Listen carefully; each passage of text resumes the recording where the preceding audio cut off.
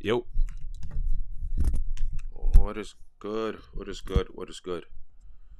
Let me get my life together. Y'all can hear me better, hopefully. Yeah, man. Today's just a cool day, chill day. Um, went to work. Well, I just got hired for a new position, so had to do a bunch of blood work there. So today was pretty chill so far. Beautiful day outside.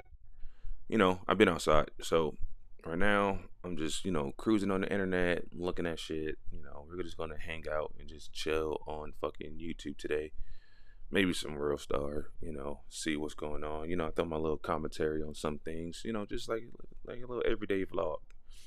None none too crazy. None too crazy. I mean, so here's what I'm watching right now.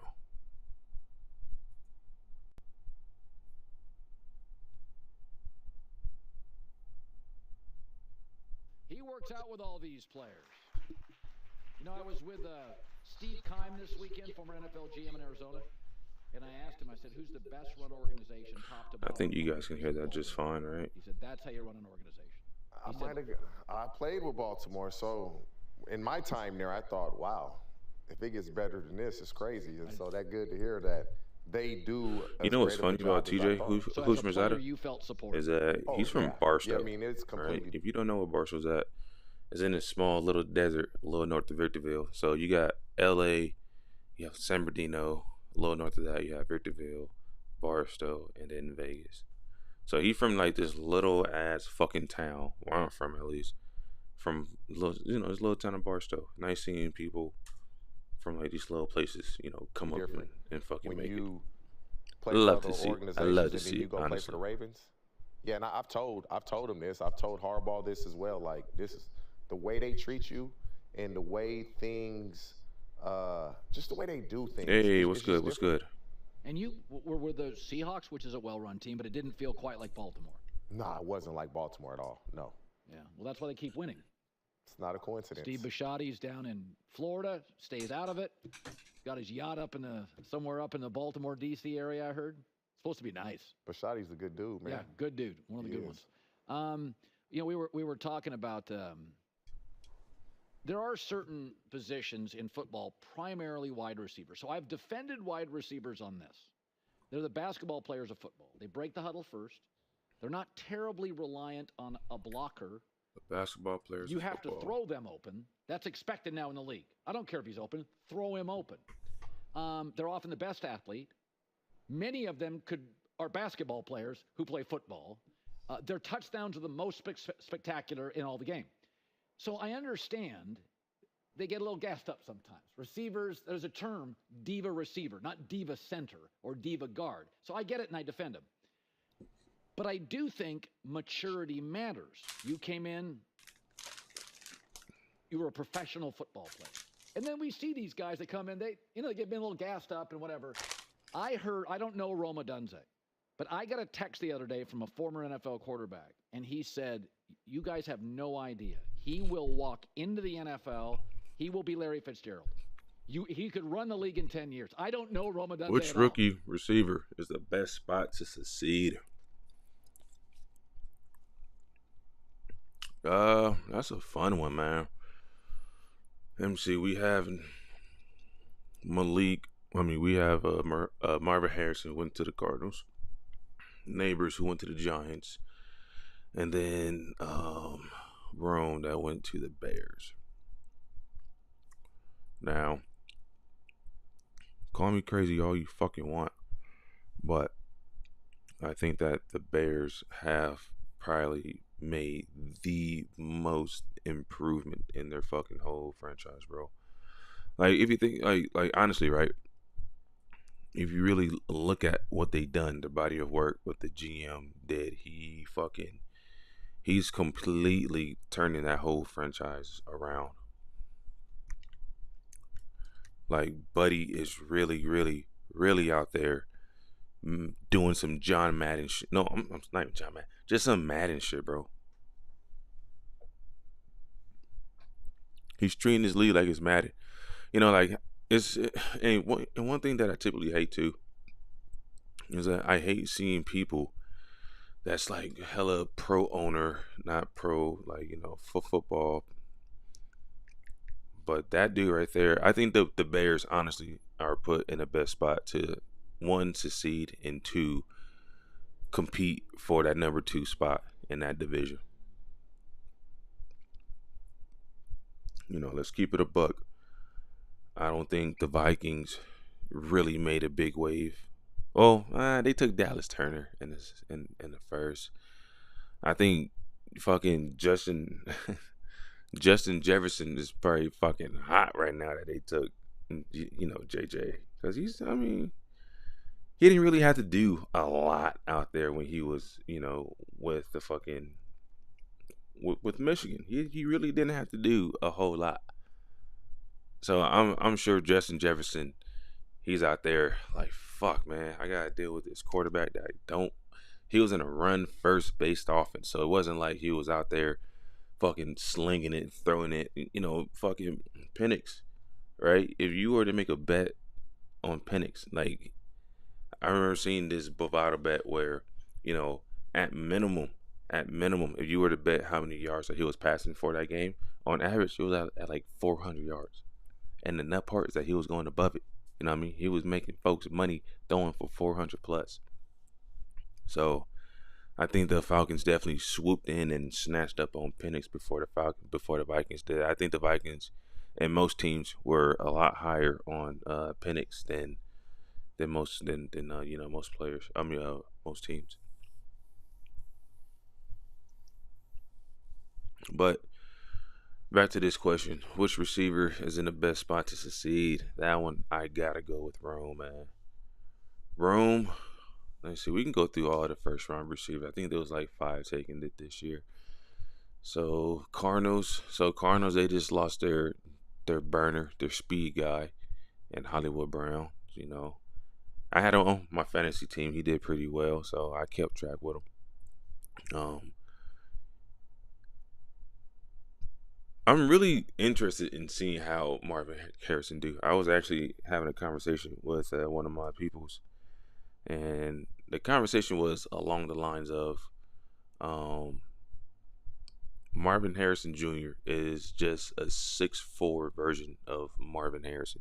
And if you know anything about Marvin Harrison, Hall of Fame, great receiver, I think he got the record with 131 receptions in a year or something crazy like that. I have no stats in front of me, just off the top, and he was only like 5'11". He wasn't tall at all, only 5'11". So it's interesting to see, how much of a baller he is, because Ohio State was stacked, and that's the one thing that kind of then they did have C.J. Stroud there too. So Harrison Jr., he's a baller. Neighbors, he's a dog. I really don't have a lot to say about him. Like, I seen his highlights, but I never watched him play. But from the highlights that I've seen, he looks like a fucking dog. Right? Then you have Rome Odunze. And again, this is me just spitballing. I'm not looking at no draft paperwork, no nothing. I'm just going off the top. I didn't know he was 6'2". He's like 6'2", 210, 220. He runs a 4.3. And he was a fucking dog out Washington, honestly, So it's just gonna be fun to see him like ball out there, Like I collect cards. I ain't gonna hold y'all, right? I collect fucking cards. Look, I'll show you some of my card collection.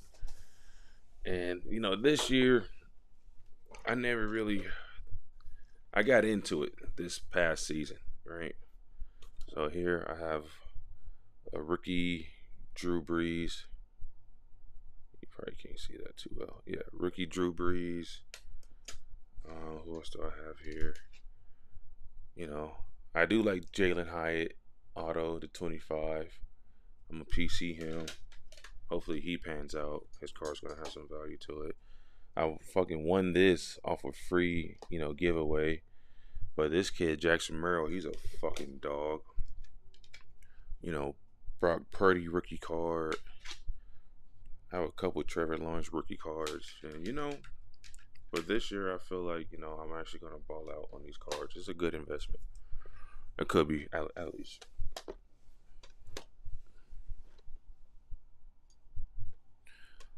Brian Thomas Jr. He went to the Jaguars. That's gonna be fun to watch. That's gonna be fun to watch. I feel like Brian Thomas Jr. and Rome Odunze are the two people in the best spots. Now, who have the most opportunity to succeed early? I gotta go with Xavier Legette. I think that he's gonna have the quickest opportunity to show dominance as the number one.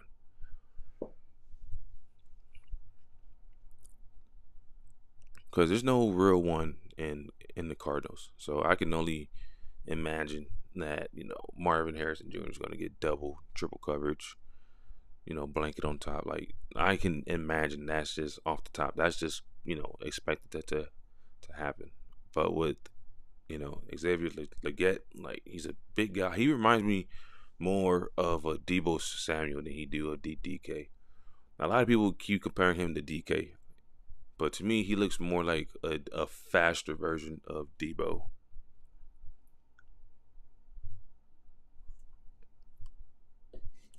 So I can only imagine what he do in the league. It should be fun. It should be fun to watch, honestly. But you're kind of smiling when you say that. I don't think he's as gifted as Neighbors at LSU. But there's a lot of variables in success at receiver. Why are you smiling? Rome is just that type of dude. What do you mean? He's just like, he's just going to do the right thing all the time. Not because he has to think about it. That's just who he is. That's just who he is as a person. But he's talented, man. Like, but you were smiling when I was saying that. Because I can see Roman's that solid. being the case. Like, Roman's solid. because people have asked me, who do I compare him to? I can't compare him to anybody. And the closest person that I can get to is Larry Fitzgerald. The fact that he's he faster. is comparing him to So, Larry there's Fitz really his ball skills are is like fucking crazy. Because to me, Larry Fitzgerald, he's the Tim Duncan of receivers. Peyton Manning, the Tim Duncan of quarterbacks, where everything he do is just pure fundamental. It's not super like explosive, but it's fucking dependable and it works every fucking time. So the fact that he's saying that, that's a very, very fucking high praise. Larry Fitzgerald, but he can run. And Larry Fitzgerald, he was drop his weight. He has good quickness. Larry Fitzgerald, he was known for his character too. Like, you never heard anything bad about Larry Fitz. I think he took a pay cut. He went from like the X to the slide or some shit. So. And he's just a good dude. Right. And so every receiver, we all want the ball. And some are going to demand it outwardly, verbally, and let you know it. And then the quiet ones, they want the ball. They just going to make sure a camera's not around when they yelling, I want the ball. Right. And so with Rome and all the receivers, but it's because I spent time with Rome. I know him. And he can be quite possibly the best receiver of this draft, and this may be the best receiver draft we've ever seen. Bar. So I've been defending Atlanta for a lot of reasons. I said in the NFL, if you have an extra left tackle, quarterback, edge rusher, that's like a rich person problem. That's like saying, I paid $1 million in taxes this year. I don't want to do that. So this is what they're doing, right? This is exactly what they're fucking doing. Kirk Cousins is the bridge quarterback. There is no way around it. Kirk Cousins, he is the bridge quarterback. He's going to be there for another 2 years max. 3 years top. I'll go 3 years top. He probably have a very front heavy loaded contract. But towards the back end, if they were to cut him or let him go, then it's no big loss, And then Penix, he came off an ACL injury. Like, I mean, I'm not sure if it was this year. Not this year, but, Buddy have a couple, he got some bad knees. So give him a year to sit back, watch, Kirk Cook, learn from him. Like, we all watch Quarterback, the series on Netflix. And as strange of a guy this guy, Kirk Cousin is, he seems like a good dude.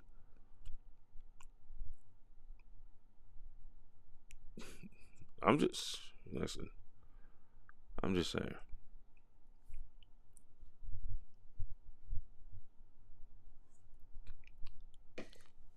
Penix is a dog, though. Super accurate. It's not really a lot to say, He's just that. So he's the Falcons have the best starting quarterback in their quarterback, division, and probably the most talented backup in the NFL. It's going to be clunky and weird, the contract signed, but I'll take it. What I don't want to be is Carolina, where I'm not sure I have one quarterback, or the New York Giants. False. Give Bryce Young a couple years. Like, Bryce Young, he was easily drafted in a much worse situation than C.J. Stroud was. C.J. Stroud had a really, really, really, really good opportunity because he was drafted to a much better organization. I won't say team, but I'll say organization. Because you got fucking the Panthers. Panthers traded Christian McCaffrey for, what, a couple picks and a bag of potato chips. So Panthers need to get rid of that whole organization, the whole leadership, the whole ownership. But I think that they're slowly getting these pieces together. I think they let me see. Panthers off season. Let's go off season grades. Who the Panthers get in free agency, right? No, they didn't get DeAndre Swift. He went to the Bears, I think. Let's see. Chad Reuter, don't know. Trevor, don't know who that is.